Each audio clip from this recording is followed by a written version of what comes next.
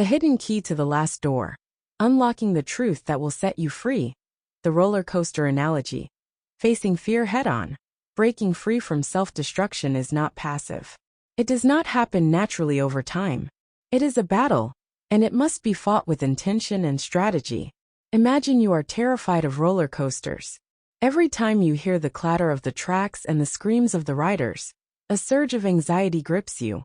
You avoid amusement parks, decline invitations from friends, and convince yourself that you're simply not a roller coaster person. But deep down, you know the fear is irrational. You know the coaster won't hurt you.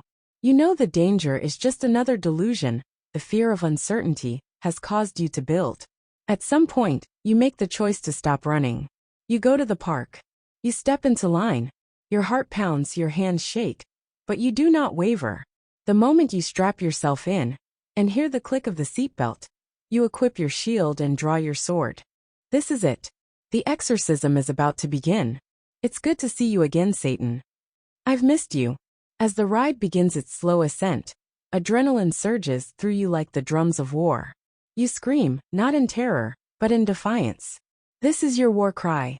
Satan tries to bargain with you one last time, whispering lies, urging you to retreat, but it's too late. The time for negotiation is over. You will taste victory once again, and it will be thrilling. You refuse to let fear break you.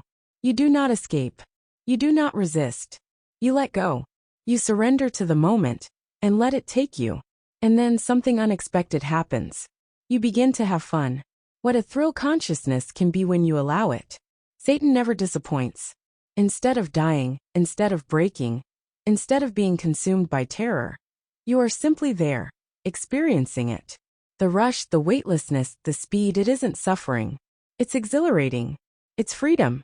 You throw your hands in the air, not because you have to, but because you can. And in that moment, you understand, Satan never had power. You were the one holding the leash the entire time. This is what it means to hunt Satan. The only way to take fear's power away is to understand it, then run straight into it.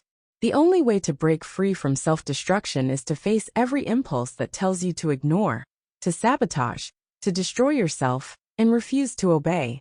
When you feel yourself avoiding something out of fear, that is where your battle lies. That's Satan's domain. And if you want to reclaim that land in your name, you must step forward and take it. Here's how to start. Pick one fear you've been dodging. Maybe it's a conversation you've put off, a choice you've buried, or a truth you've ignored. Write it down. Name it. Then, take one small step toward it today. Send the text, make the call, or just sit with it for 5 minutes without running. That's your first ride on the coaster.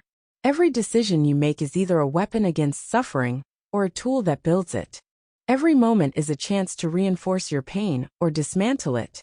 You cannot undo the past, but you can decide, right now, that the cycle ends with you.